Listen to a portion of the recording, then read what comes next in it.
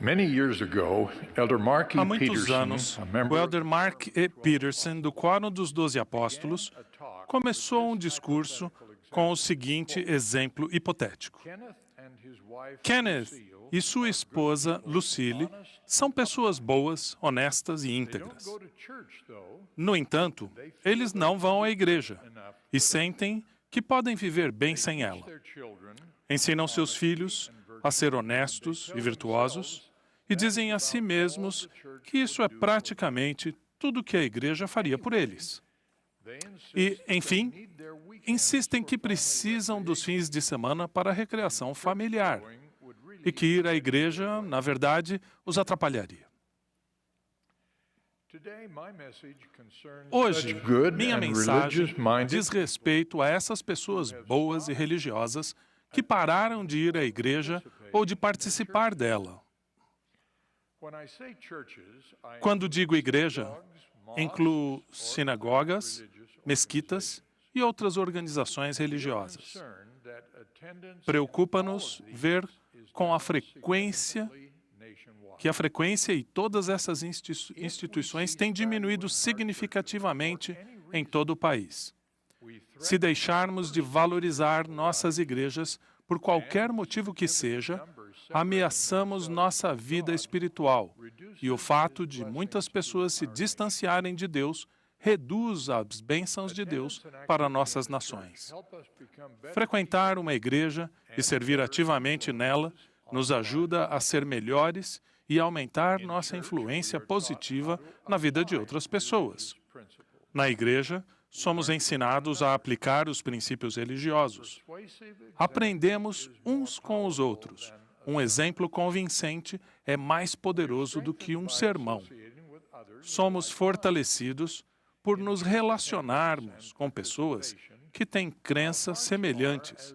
Ao frequentarmos uma igreja e ao servirmos nela, corações são, como a Bíblia diz, unidos em caridade. As escrituras dadas por Deus aos cristãos, tanto na Bíblia quanto na revelação moderna, ensinam com clareza a respeito da necessidade de pertencermos a uma igreja. Ambas ensinam que Jesus Cristo organizou uma igreja e decidiu que ele daria continuidade ao seu trabalho. Ele chamou 12 apóstolos e lhes deu autoridade e chaves para dirigi-la. A Bíblia ensina que Cristo é a cabeça da igreja e que seus líderes foram escolhidos para o aperfeiçoamento dos santos e para a obra do ministério, para a edificação do corpo de Cristo. A Bíblia, sem dúvida, é clara quanto à origem de uma igreja e a necessidade de pertencermos a ela nos dias de hoje. Algumas pessoas dizem que frequentar as reuniões de uma igreja não as ajuda. Elas dizem, não aprendi nada hoje, ou ninguém foi gentil comigo, ou fui ofendida. Decepções pessoais jamais deveriam nos distanciar da doutrina de Cristo, que nos ensina a servir, não a ser servidos. Com isso em mente, um outro membro descreveu o enfoque que ele tinha ao ir à igreja. Há vários anos, mudei de atitude ao frequentar a igreja. Deixei de ir à igreja por minha causa, mas para pensar nos outros. Tomei a decisão de cumprimentar todas as pessoas que se sentavam sozinhas, dar boas-vindas aos visitantes, de me oferecer para cumprir uma designação. Em resumo, eu vou à igreja todas as semanas com a intenção de ser ativo e não passivo, de ser uma influência positiva na vida das pessoas. O presidente Spencer W. Kimball ensinou que não vamos às reuniões dominicais para nos divertir, nem mesmo para sermos apenas instruídos. Vamos para adorar o Senhor. É uma responsabilidade individual. Se a reunião para você foi um fracasso, você é o culpado. Ninguém pode adorar o Senhor em seu lugar. Você deve... A frequência à igreja pode abrir nosso coração e santificar nossa alma. Em uma igreja, não apenas servimos sozinhos ou de acordo com a nossa própria vontade ou conveniência. Geralmente, servimos em conjunto. Ao servirmos, encontramos oportunidades enviadas do céu que nos ajudam a superar o individualismo de nossa época. O serviço orientado pela igreja pode nos ajudar a vencer o egoísmo que atrasa nosso crescimento espiritual. Há outras vantagens importantes a serem mencionadas, mesmo que brevemente. Na igreja, nós nos relacionamos com pessoas maravilhosas que se esforçam para servir a Deus. Isso nos lembra que não estamos sós em nossas atividades religiosas. Todos precisamos de nos relacionar com outras pessoas e esses relacionamentos na igreja estão entre os melhores que podemos vivenciar, tanto para nós quanto para nosso cônjuge e nossos filhos. Pesquisas mostram que a falta desses relacionamentos, especialmente entre filhos e pais fiéis, resulta em uma dificuldade crescente para os pais criarem os filhos em sua religião. Até agora, falei sobre as igrejas de modo geral. Falarei agora a respeito das razões especiais para sermos membros de a Igreja de Jesus Cristo dos Santos dos Últimos Dias, a Igreja Restaurada do Salvador, para frequentarmos e participarmos dela. Certamente afirmamos que as Escrituras antigas e modernas ensinam claramente sobre a origem e a necessidade de haver uma igreja dirigida por nosso Senhor Jesus Cristo, que tem a sua autoridade. Também testificamos que a Igreja Restaurada de Jesus Cristo foi estabelecida para ensinar a plenitude de sua doutrina e oficiar com a autoridade de seu sacerdócio, a fim de que realizemos as ordenanças necessárias para entrarmos no reino de Deus. Os membros que deixam de frequentar a igreja e confiam apenas em sua espiritualidade individual separam a si mesmos destes princípios essenciais do Evangelho, o poder e as bênçãos do sacerdócio, a plenitude da doutrina restaurada e as razões e oportunidades para aplicar esta doutrina. Eles perdem a oportunidade de se qualificar para perpetuar sua família para a eternidade. Outra grande vantagem da Igreja Restaurada é que ela nos ajuda a crescer espiritualmente. Crescimento significa mudar. Em termos espirituais, isso significa arrepender-se e buscar aproximar-se mais do Senhor. Na Igreja Restaurada, temos a doutrina, os procedimentos e ajudantes inspirados que nos auxiliam no arrependimento. O propósito deles, mesmo em conselhos de condição de membro, não é punir, como na decisão de um tribunal.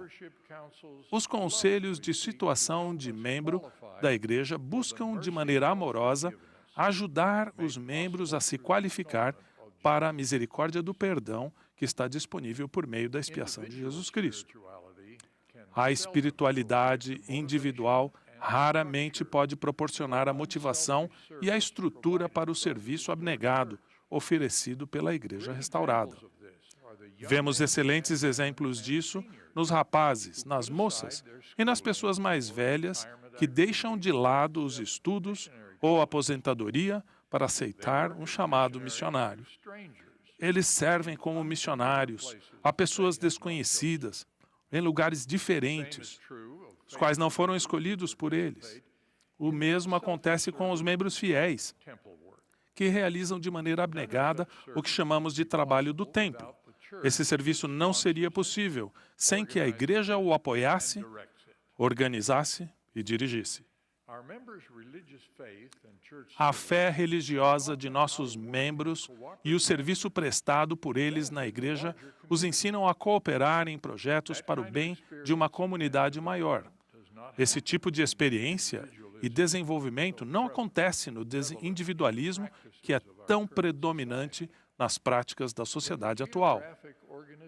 Na organização geográfica de nossas alas, nós nos relacionamos e trabalhamos com pessoas que, de outra forma, não teríamos escolhido, pessoas que nos ensinam e nos testam, além de nos ajudar a adquirir qualidades espirituais como amor, compaixão, perdão e paciência. Esse relacionamento nos dá a oportunidade de aprender a trabalhar com pessoas de diferentes origens e preferências. Essa vantagem tem ajudado muitos de nossos membros e muitas organizações foram abençoadas por seu serviço. Os santos dos últimos dias são conhecidos por sua capacidade de liderar projetos de serviço e de se unirem para realizá-los. Essa tradição teve início com nossos corajosos pioneiros que colonizaram o vale entre as montanhas do oeste dos Estados Unidos e estabeleceram nossa honrada tradição de cooperação abnegada para o bem comum. A maior parte do trabalho humanitário e de caridade precisa ser realizada à medida que recursos individuais são reunidos e administrados em grande escala. A Igreja Restaurada realiza esse trabalho com seus grandiosos esforços humanitários no mundo todo. Esses esforços incluem distribuir suprimentos educacionais e médicos, alimentar os famintos, cuidar de refugiados, ajudar a reverter os efeitos de vícios e uma centena de outras ações humanitárias. Os membros da Igreja são conhecidos por seus programas do projeto Mãos que Ajudam, em resposta a desastres naturais. O fato de sermos membros da Igreja permite que façamos parte desses esforços de grande escala. Os membros também doam ofertas de jejum para ajudar as pessoas ao seu redor que necessitam de ajuda, além de sentirem paz e alegria por meio da companhia do Espírito. Os membros que frequentam a Igreja desfrutam das bênçãos de se viver o Evangelho, tais como seguir a palavra de sabedoria e alcançar prosperidade material e espiritual, que é prometida às pessoas que vivem a lei do dízimo. Também temos a bênção de receber conselhos de líderes inspirados. Acima de tudo, estão as ordenanças autorizadas do sacerdócio necessárias para a eternidade, inclusive o sacramento que tomamos todos os domingos. A ordenança principal da Igreja Restaurada é o convênio eterno do casamento, que possibilita a perpetuação dos gloriosos relacionamentos familiares. O presidente Russell M. Nelson ensinou esse princípio de uma maneira inesquecível. Não podemos entrar na presença de Deus apenas por desejarmos fazê-lo. Precisamos obedecer às leis nas quais as bênçãos se baseiam. Uma dessas leis é adorar na igreja todos os domingos. Nossa adoração e a aplicação de princípios eternos nos aproximam de Deus e magnificam e aprimoram nossa capacidade de amar. Parley P. Pratt, um dos primeiros apóstolos desta dispensação, descreveu como se sentiu quando o profeta Joseph Smith explicou esses princípios. Senti que Deus era mesmo meu Pai Celestial, que Jesus era meu irmão e que a esposa de meu coração era uma companheira imortal e eterna, um bondoso anjo ministrador, concedido para me consolar e uma coroa de glória para todo o sempre.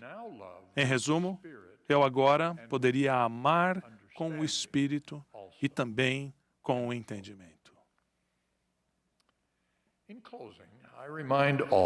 Ao encerrar meu discurso, lembro a todos que não acreditamos que o bem só possa ser realizado por meio de uma igreja.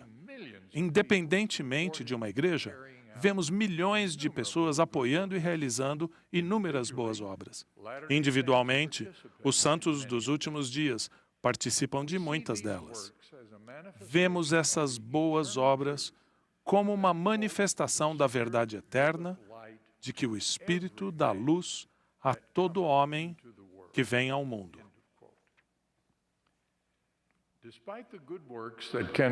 Apesar das boas obras que podem ser realizadas sem uma igreja, a plenitude da doutrina e suas ordenanças de salvação e exaltação estão disponíveis apenas na igreja restaurada.